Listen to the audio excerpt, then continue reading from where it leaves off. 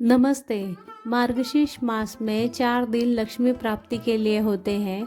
तो जो भी लोग लक्ष्मी प्राप्त करना चाहते हैं वो इस पोस्ट को ज़रूर सुनिएगा। मार्गशीर्ष महीने में लक्ष्मी प्राप्ति वालों के लिए गुरुवार व्रत सर्वोत्तम माना गया है। जी हाँ, जो मार्गशीर्ष मास में गुरुवार पड़ता है यानी 4 गुरुवार, उसमें व्रत उपवास करना चाहिए। उसमें दिन भर व्रत उपवास करते हैं, फल और दूध जूस जैसी चीज़ें लेते हैं आहार में, और शाम को माता लक्ष्मी जी का पूजन करके उनको खीर का भोग लगाते हैं, फिर स्वयं भी भोजन करते हैं। लेकिन इस दिन उपासक को नमक वाला भोजन नहीं करना चाहिए। शाम के समय जब भोजन करते हैं तो उसमें नमक नहीं होना चाहिए, इस बात का ध्यान रखिएगा। बिना नमक की और भी बहुत सारी चीज़ें हैं। यह भी ध्यान रखिएगा कि शाम के समय दही ना खाएं। दही खाने वाले के यहाँ से लक्ष्मी जी चली जाती है। तो आप लोग बिना नमक और दही के अन्य भोजन कर सकते हैं। 2024 में 4 गुरुवार आए हैं और चारों ही मार्गशीर्ष मास के ये जो गुरुवार है, इनकी तिथियों पर एक विशेष संयोग बन रहा है। सबसे पहला गुरुवार पड़ रहा है 21 नवंबर को। इस दिन गुरुपुष योग है।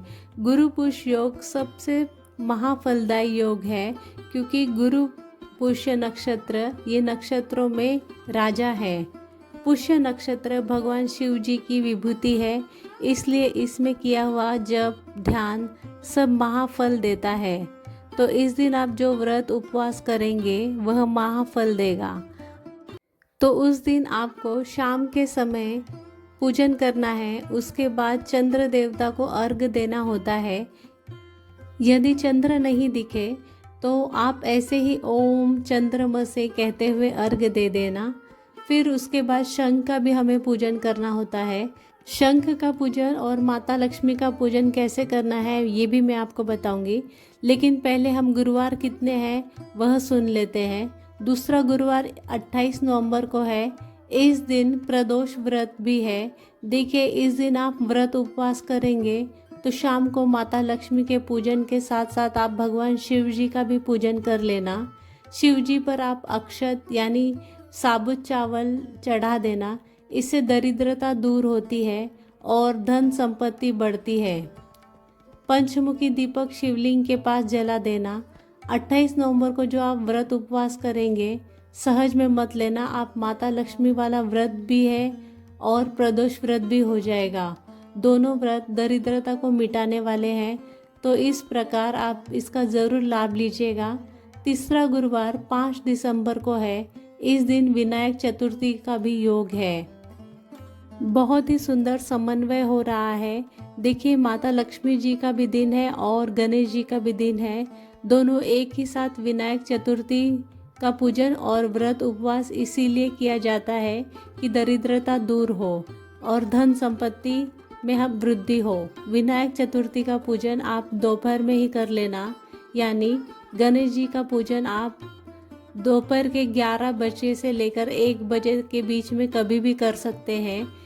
इस पूजन में आप गुड़ मिश्रित जल से भगवान को स्नान कराना और फिर उसके बाद गणेश अथर्वशीष पढ़ लेना या फिर आप सुन लेना। शाम को माता लक्ष्मी जी का पूजन कर लेना। तो देखिए, विनायक चतुर्थी धन धान्य की वृद्धि तो करता ही है और हम माता लक्ष्मी की भी उपासना कर रहे हैं। तो दो योग एक साथ हो गए। अब आखिरी गुरुवार की बात करते हैं। आखिरी गुरुवार 12 दिसंबर को है। इस दिन अखंड द्वादशी का भी योग है। अखंड द्वादशी मार्गशीर्ष मास में पड़ती है। अखंड मतलब जो कभी खंडित ना हो, ऐसा पुण्य जो हमेशा रहे। 7 जन्मों के पापों को नष्ट करने का सामर्थ्य है इस अखंड द्वादशी में। इस दिन पितरों के लिए तर्पण जरूर कर लेना चाहिए यदि आपके पास समय हो तो। उससे भी उनको अखंड तृप्ति मिलती है। इस दिन आप जो भी दान पुण्य जप तप करेंगे सब अखंड होने वाला है। शाम को माता लक्ष्मी जी के पूजन के साथ साथ विष्णु भगवान का भी अर्थात कृष्ण का भी पूजन कर लेना। तो देखिए, 2024 में मार्गशीर्ष का बहुत ही अद्भुत योग, दो योग एक साथ बन रहे हैं। आप एक व्रत करेंगे तो आपको दूसरा योग भी साथ में मिल जाएगा। अब मैं एक छोटी सी पूजा बता देती हूँ सभी के लिए, जो कि आप सहज ही कर सकते हैं। महाराष्ट्र आदि जगहों पर कलश का पूजन किया जाता है। कलश के ऊपर नारियल रखकर खूब अच्छे से सुंदर भाव से चुनरी उड़ाकर यह पूजन करते हैं। मान लीजिए किसी को नारियल नहीं रखना है, केवल फोटो हो, तो मैं आपको पंचोपचार ऐसे बता देती हूँ, आप सहज ही कर सकते हैं। सबसे पहले आप गणेश जी को तिलक कर देना सिंदूर या कुमकुम से। उसके बाद आप माँ लक्ष्मी का कुम या सिंदूर से तिलक कर देना माता लक्ष्मी के फोटो को। उसके बाद दूसरा उपचार है, आप पुष्प माला चढ़ा देना। पुष्प माला ना हो तो आप खुले फूल भी माँ को समर्पित कर सकते हैं। तीसरा उपचार है, आप धूप दिखा देना गणेश जी को, और माता जी को अगरबत्ती भी जला सकते हैं। फिर चौथा उपचार है, आप माता लक्ष्मी को और गणेश जी को दीप दिखाना। घी का दिया ना हो तो आप तिल के तेल का दीपक जला सकते हैं। और पांचवा उपचार है, माँ को खीर का भोग लगाना। गणेश जी को भी खीर का भोग लगा देना और उनके पास एक जल का लोटा रख देना। तो यह सहज पूजन है। इसके अंदर मुख्य व्रत का ही विधान है। आप लोग व्रत करिएगा दिन भर। और ये मैंने पंचोपचार वाला छोटा सा पूजन आपको बता दिया, आप पूजन कर लेना।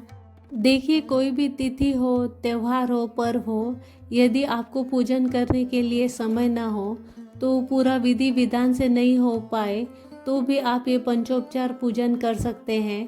पहले तिलक करें, दूसरा पुष्प चढ़ाए, तीसरा धूप दिखाए, चौथा दीपक जलाए और पांचवा भोग लगाए। यह मैं शास्त्रीय बात बता रही हूँ, अपने मन की बात नहीं है। इसको शास्त्र में पंचोपचार पूजन कहा है। तो ऐसे आप पूजन कर लेना। इस उपचार से आप किसी भी देवी देवताओं का पूजन कर सकते हैं। यह बिल्कुल शास्त्र सम्मत पूजन है।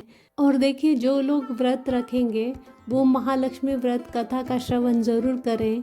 शाम के समय हाथ में अक्षत पुष्प लेकर कथा का श्रवण करें और फिर वही अक्षत माता को समर्पित कर दें।